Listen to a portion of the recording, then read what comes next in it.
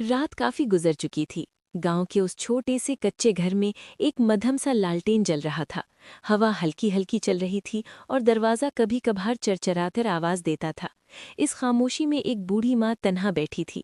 उसके सामने रखी थाली में खाना ठंडा हो चुका था, मगर उसने अभी तक एक निवाला भी नहीं खाया था। वो अपने बेटे का इंतजार कर रही थी। ये वही बेटा था जिसे उसने अपनी गोद में उठाकर परवान चढ़ाया था।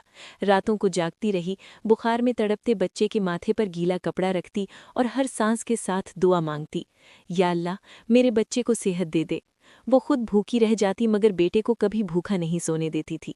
वक्त गुजरता गया, बेटा बड़ा हो गया, तालीम मुकम्मल की, शहर में अच्छी नौकरी मिल गई और फिर आहिस्ता आहिस्ता गांव आना कम हो गया।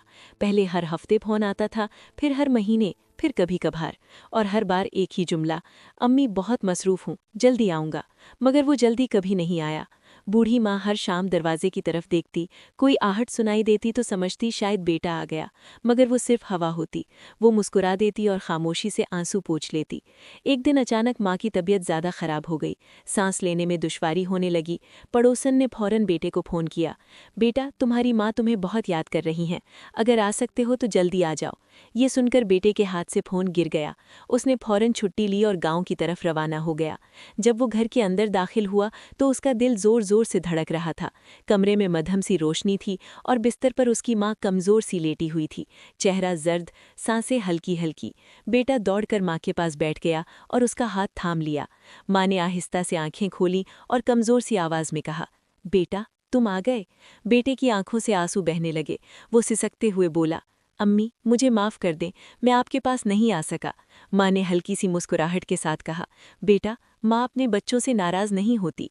फिर माँ ने बहुत आहिस्ता आवाज़ में कहा, मुझे तुमसे कोई शिकवा नहीं, बस एक वादा करो, नमाज कभी न छोड़ना और अपने बच्चों को दीन सिखाना, और कभी अपनी माँ को अकेला न छोड़ना।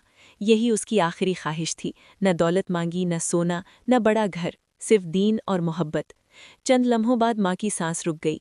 कमरे में मुकम्मल खामोशी छा गई। लालटेन की रोशनी वैसे ही जल रही थी, मगर अब वो रोशनी दिल को चुभ रही थी। बेटा माँ के हाथ को पकड़े बैठा रहा और रोता रहा, मगर अब बहुत देर हो चुकी थी। हम अक्सर सोचते हैं कि हमारे पास बहुत वक्त है, हम कल मिल लेंगे, कल बात कर लेंगे, कल माफ़ी मांग लेंगे, लेकिन कभी कभी वो कल कभी नहीं आता।